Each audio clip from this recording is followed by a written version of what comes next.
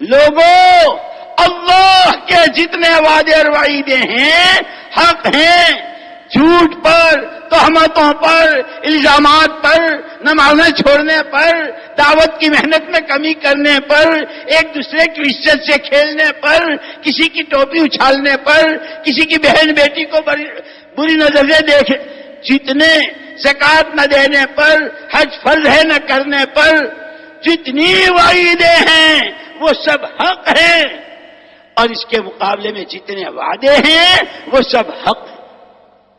اسی لیے حضرت عمر رضی اللہ تعالیٰ عنہ طواف کعبہ فرما رہے تھے، اپنے ساتھی سے ہاتھ پکڑ کے یوں کہا کہ دیکھ، ایک مسلمان کی آبرو ریزی اللہ کے یہاں اس کے اس گھر کو گرا دینے سے زیادہ سخت ہے. کون ہے کعبہ؟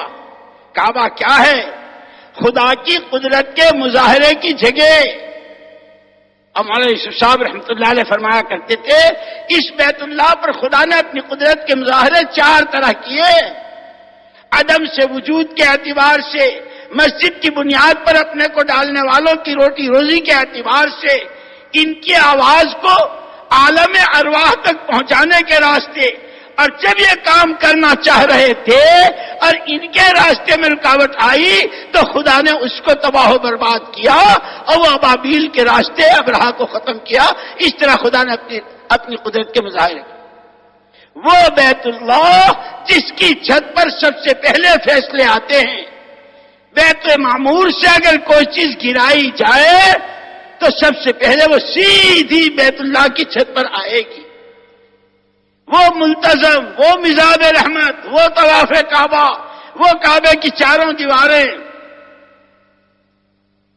حضرت عمر رضی اللہ تعالیٰ عنہ اپنے ساتھی کو کہہ رہے ہیں، کسی مسلمان کی آبرو ریزی اس کعبے کے مالک کے یہاں، وہ رب البیت ہے، وہ رب البیت ہے. اسی لیے عبد المطلب نے یوں کہا تھا، مجھے کیا کرنا، مجھے تو میرے اونٹ چاہیے. وہ جس کا ہے وہ سنبھالے گا، دیکھے گا، وہ کام جس کا ہے وہ سنبھالے گا، گھر جس کا ہے وہ سنبھالے گا. نہیں مانا. جب آگے بڑھا ہے حق تعالی شانہ نے، وہ اپنی قدرت کا مظاہرہ کیا ہے کہ دنیا قیامت تک کے لیے عبرت کا واقعہ رہ گیا. اسی لیے انبیاء کرام، رسول اعظام، صحابہ کرام علیہم الصلاۃ والتسلیمات اور رضی اللہ تعالی عنہم اجمعین، ان کے واقعات یہ کہانیاں نہیں ہیں، یہ جی خوش کرنے کے واقعات نہیں ہیں، یہ دماغ کی عیش کے لیے نہیں ہے، یہ کانوں کو خوش کرنے کے لیے نہیں ہے. لوگ گانے سنتے ہیں، ہم صحابہ کے واقعات سنتے ہیں. لوگ گانے سنتے ہیں، ہم قرآن کی آیتیں سنتے ہیں. لوگ گانا گاتے ہیں، ہم قرآن پڑھتے ہیں. لوگ پتہ نہیں کیا کیا تھیوریاں بناتے ہیں، آسمان میں یوں، پہلے میں یوں اور تیسرے میں یوں، جیسے فلاسفہ ہر نبیوں کی باتیں کرتے ہیں. صرف اتنا نہیں ہے، ہر واقعے کی شروع میں، بیچ میں، اخیر میں یہ بات ملے گی کہ خدا خود کہتا ہے فَاعْتَبِرُوا يَا أُولِي الْأَبْصَارِ، آنکھوں والو آنکھیں کھولو. فَاعْتَبِرُوا يَا أُولِي الْأَلْبَابِ، عقل کے دعوے دارو عقل سے کام لو. اسی لیے حضرت عمر فاروق رضی اللہ تعالی عنہ اس ساتھی کا ہاتھ پکڑ کر یہ بھی فرما رہے ہیں، اور طواف کی دعاؤں میں یہ دعا کرتے تھے، اللہم ان کنت کتبتنی فی السعادہ فاثبتنی فیہا. اے خدا، اگر تو نے مجھ کو سعادت مندوں میں لکھا ہے تو مجھے اس میں باقی رکھیو.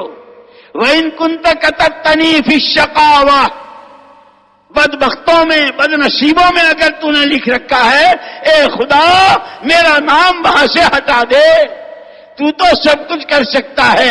یہ دعائیں کرتے تھے، آنکھوں سے آنسو بہتے تھے.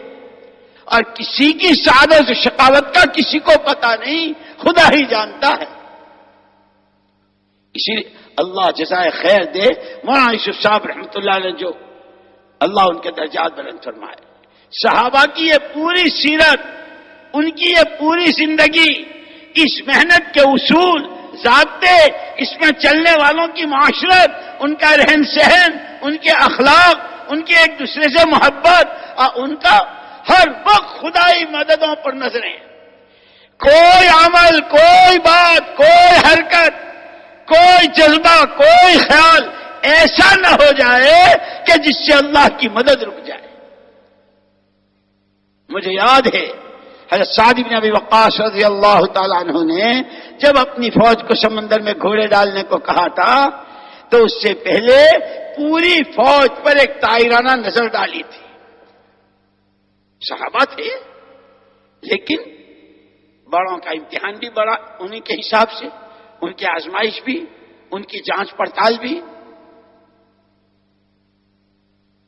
کہ پوری فوج میں کوئی معصیت، کوئی گناہ تو نہیں ہو رہا، اس لیے کہ گناہ کے ساتھ خدا کی مدد نہیں ہوتی۔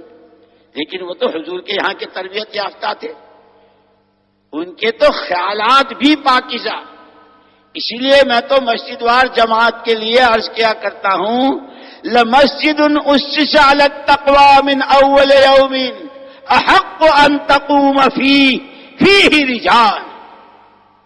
پیارے نبی، یہ مسجد زیادہ حقدار ہے، یہاں آپ کو رہنا چاہیے۔ کیوں؟ فانوس باہر سے منگوائے گئے ہیں، قالین بچھائے گئے ہیں، وہاں کہاں قالین، کہاں فانوس، کہاں شمع کہ اس کی وجہ کیا کہ اس مسجد میں آدمی ہیں، اس مسجد میں آدمی ہیں۔ آدمیوں کی کیا کمی، دنیا ساری بھری پڑی ہے؟ نہیں، اس مسجد کے آدمیوں کی خصوصیت تو سنو، یحبون ان یتطہروا، تمام مرغوبات، تمام معلوفات، تمام محبوبات، تمام چوائسیں، تمام پسندگیاں، تمام جذبات، تمام خیالات سب دلوں سے رخصت ہو چکے ہیں، ایک ہی چیز دل میں رہ گئی ہے، ہم پاک ہو جائیں، ہم پاک ہو جائیں۔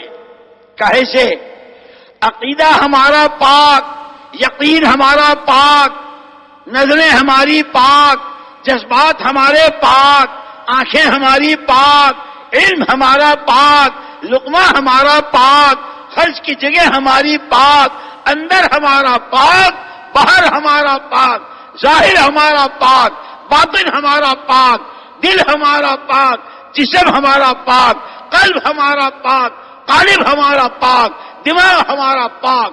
ہم مسجد میں بھی اور مسجد سے باہر، مدینے کی ہر گلی، مدینے کا ہر محلہ، اس میں رہنے والے سب جتنی قسم کے ہیں، مدینہ پاک، مدینے والوں کی زندگی پاک، ان کی معاشرت پاک، ان کے اخلاق، اللہ قبر کو نور سے بھر دے۔ مجھے تو جب حضرت کی باتیں یاد آتی، یوں فرماتے تھے، نمونے 3 ہیں، ہر